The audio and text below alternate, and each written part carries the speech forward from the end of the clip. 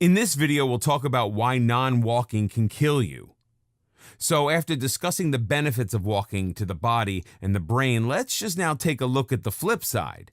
Just as walking has physical and mental perks, not walking has its own set of repercussions in both these areas. The human body has been made to move and stay active. If this does not happen, there are consequences. Recent studies have shown that sitting for long hours continually deters our physical and mental health. Contemporary office environments and accessibility to computers and TVs at home further aggravate this issue. Even working out might not be that effective in countering the damage caused by non-walking. The moment a person sits down, their body goes into a passive mode. Muscle activity decreases and metabolism slows down as well. Plus, the rate at which the body burns calories dwindles to 1 calorie in 1 minute.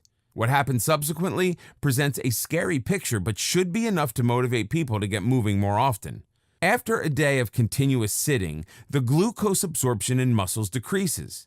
A few weeks later, cholesterol and fatty compounds start to accumulate in the body. Muscles weaken and the ability of the body to consume oxygen effectively decreases. Did you know that after about a decade, such a lifestyle can even reduce life expectancy by as much as 7 years? The body of a non-walker deteriorates slowly due to inactivity. The above-mentioned factors make their body more prone to various diseases and complications. Impaired organs, weak muscles, slow digestion, obesity, weaker bones, shoddy posture. Impaired organs. Heart and pancreas are the most damaged organs of a non-walker. Accumulation of fatty molecules and high cholesterol due to sitting can clog the blood vessels and increase the risk of heart attack and other cardiovascular diseases. Less absorption of glucose causes the pancreas to produce more insulin, which can lead to diabetes. Weak muscles. The more muscles are used, the stronger they get.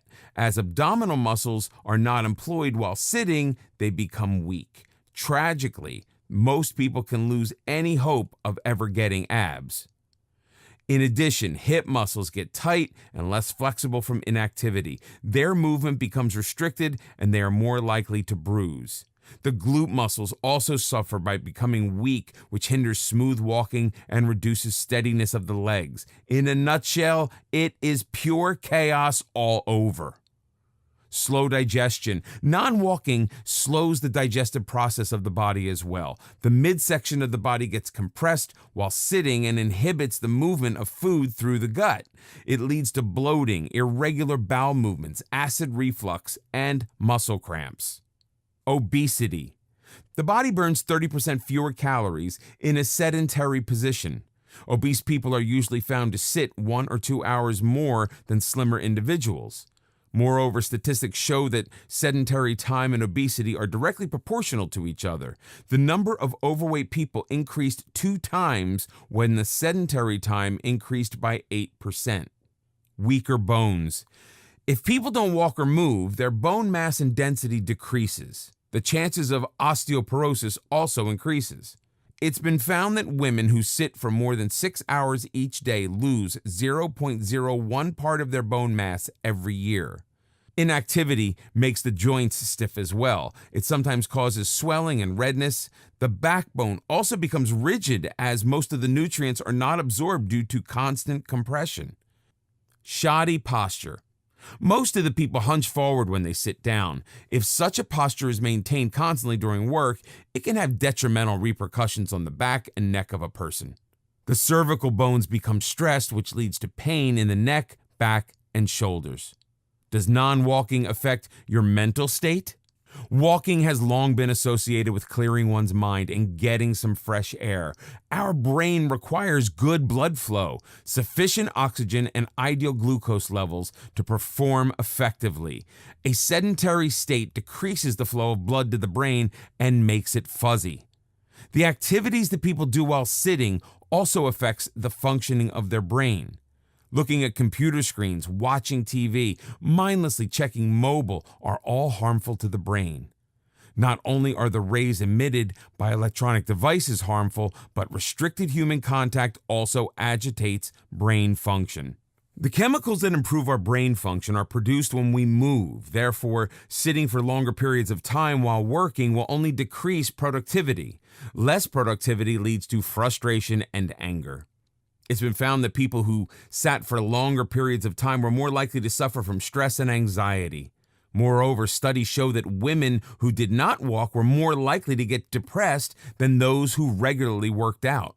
When a person does not walk, their body gets used to sitting down and being inactive. Their muscles lose strength and their brain becomes complacent.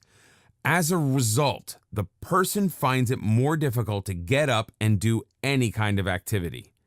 Even if such person tries to walk and do some kind of physical work, they are hampered by their physical condition. Due to lower oxygen absorption, they get out of breath very quickly. Their muscles become sore and cramped rapidly. Some people even experience pain in their knees and ankles due to their weight. Sitting all day long soon becomes a habit. This habit affects other affairs in the life of a non-walker as well. Such a person gets comfortable sitting at home and watching TV instead of going out to meet friends and socialize. Doing simple chores becomes a huge task for such people as well. They procrastinate more and get less done.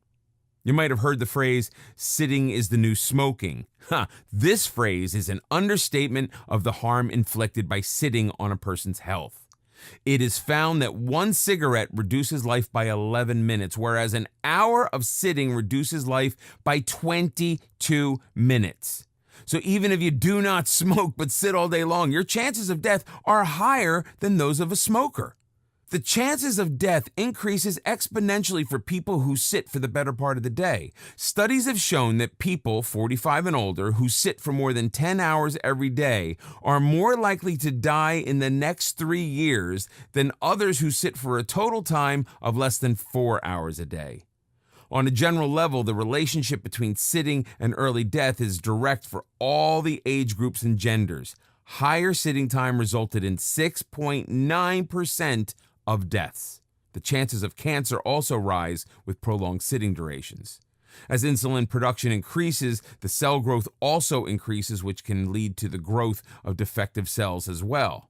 Prostate and breast cancer are 30% more likely to occur in people who do not walk or perform any physical activity. Thinking that working out for an hour each day offers protection against prolonged sitting is such a huge misconception. In fact, nothing could be farther from the truth. As an example, if an hour of jogging is followed by 10 hours of sitting, then 80% of the benefits of the jog are usually lost. This means that you need to incorporate frequent walks into your daily routine.